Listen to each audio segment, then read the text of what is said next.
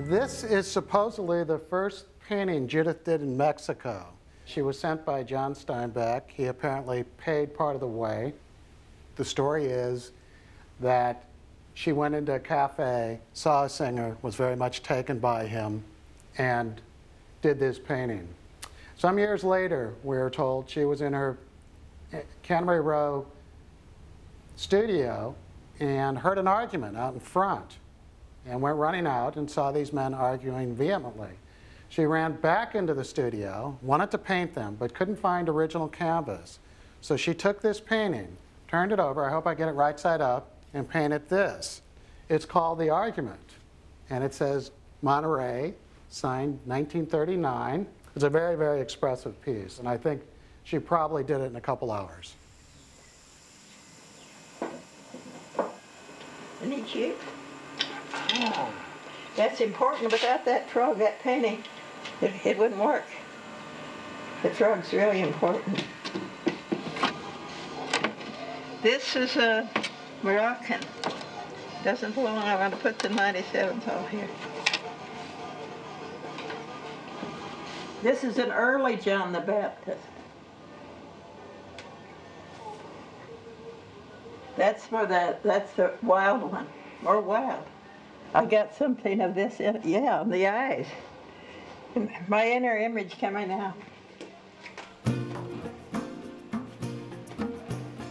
I went to the art school for 3 years. I didn't really receive instruction because the instructor of painting was very traditional, and I was trying to experiment with color. And he would mix raw umber and paint over my painting with it. So I asked him to leave me alone. And so then I continued painting the way I wanted to. Judith was born in St. Louis. Her father was a Hungarian gypsy who eventually became a classical violinist, and her mother was a concert pianist. I think it was my great-grandfather was a street musician who played the sax that they had then. It came to me to paint him as a clown, that maybe was the true character of my ancestor. Oh, Jesus living, his life was given. Oh. St. Louis was a very attractive place to grow up. It was in many ways like New Orleans. On the river were the old French warehouses with the artists who were most bohemian I have ever seen anywhere. They were out under the street lights, with a gin in one hand, and their poem in another, the long hair. They were very beautiful bohemians.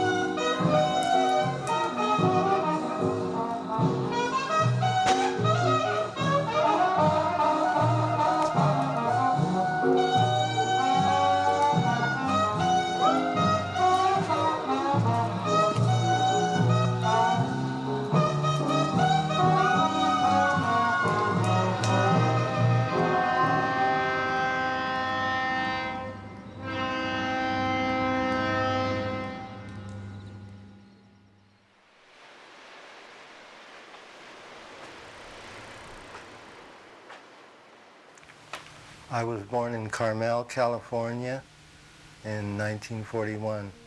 My father was a painter. They were both painters, and I don't think either one of them ever did anything else but paint. Elwood Graham was her husband, and Steinbeck believed in both Elwood and Judith. It was a really strong group of artists, writers, painters. This is Judith putting herself in the painting as a young woman, holding the guitar. This is Ed Ricketts, or Doc of the novel Cannery Row. This is John Steinbeck. He's written in Dubious Battle, is either researching or writing Grapes of Wrath. John Steinbeck helped them a lot. As soon as he got famous, he helped his friends. He paid for, I guess, my brother Benji to be born, and he paid for our first trip to Mexico. He loves Mexico very much, and he proposed that he back us for a trip, and knowing Mexico, felt he would like us to be sure to go to Pátzcuaro, and that was the first I heard of Pátzcuaro.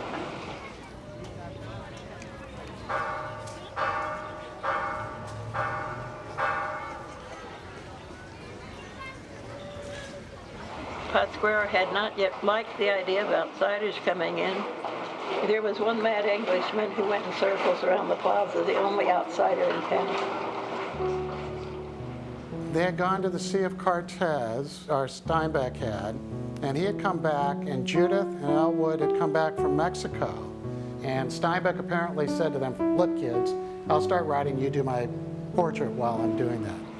I'd been doing still life, and I told John, I said, your head, you know, the potatoes of that time weren't like these little round ones in Mexico. They had kind of different shapes. And I said, I saw I had almost will pinch your head as I do the potatoes, which he seemed to think was funny at the same time, fortunately. I made a very realistic painting of him. As close to what I felt as exact with what technique I had, which all his friends felt was him. So he liked my painting a lot, but he said, "Do you want me to have it, or would you like to keep it because of our friendship, for sentimental reasons?" I said, "I'd rather keep it."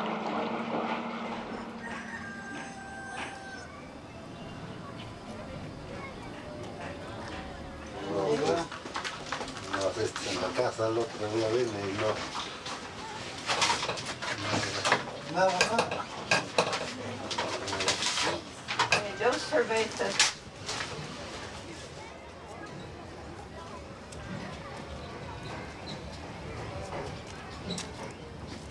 My father was completely different than Judith. He was an old-fashioned kind of father, you know, with a Christmas and the little presents, and, you know, that kind of thing. Judith took off with us when I was 5, when she wasn't getting along with my father. She took us all together and put us in the car, and we took off to Mexico. We stayed there 2 years in a beautiful house. She painted a lot and left us free. My father came at the end of 2 years and tried to work it out. And then when we got back to the United States, again, Judith started to get very free, started her own gallery on Cannery Row, right on the railroad tracks, and they weren't getting along. I was then divorced from my husband, so I sold everything. I gave up the gallery, and we went to Europe. When we went to Europe, it was in 59 or 60. We're right on the edge of 1960. The thing people don't understand that she was almost 50. And people don't understand that because she looks so young. What a big, courageous step to make a move with no security, with kids, and joining the gypsies and traveling and painting these heavy paintings all along the way. Very courageous.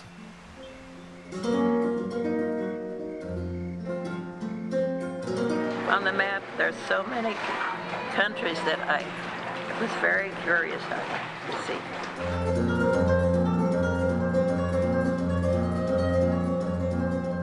We went to Le Havre. We went to Paris and we decided to go to Spain. We went to Mallorca. We tried to be farmers too. So we went to Genoa. We rented this beautiful hacienda farm. My brother got to take care of the pigs. I got to take care of the chickens, which all died.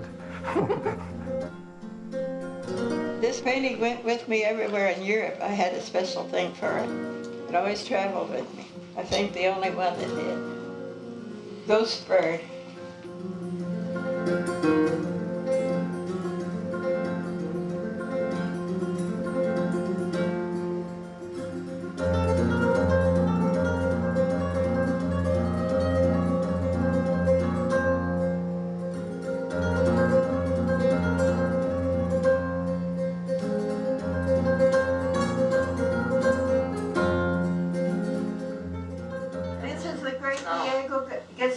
He taught my son. Very great guitarist. This was painted in Spain right after his death, because I had a lot of feeling about him.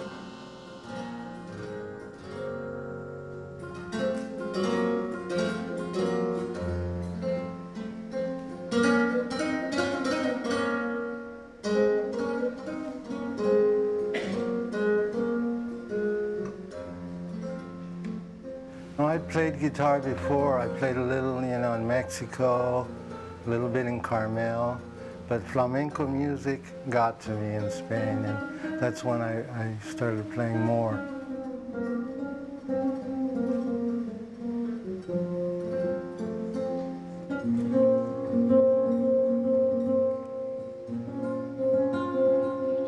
This is a painting in Almeria. One afternoon I saw this woman, a derelict in front of it was just like a painting that I painted it. Derelict. And that's exactly, she was in front of this old stone ruin with the flowers in back, and I just painted as I saw it. It's her.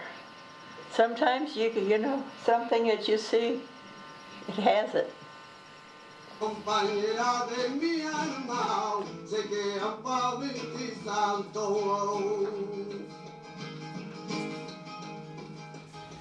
This singer that night had what the gypsies call duende, the moment of inspiration in his song.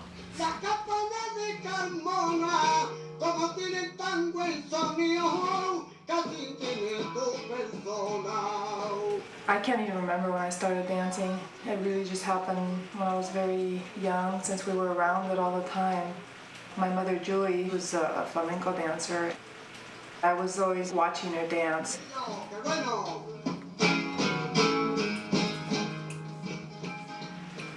Thanks to my grandmother, Judith, we were exposed to really good flamenco. I didn't know it at the time because I was very young, but some of the big masters were there, like Joselero and Diego del Gastor, and really big names in flamenco now that are very respected. And at that time, it was just like friends that we were hanging out.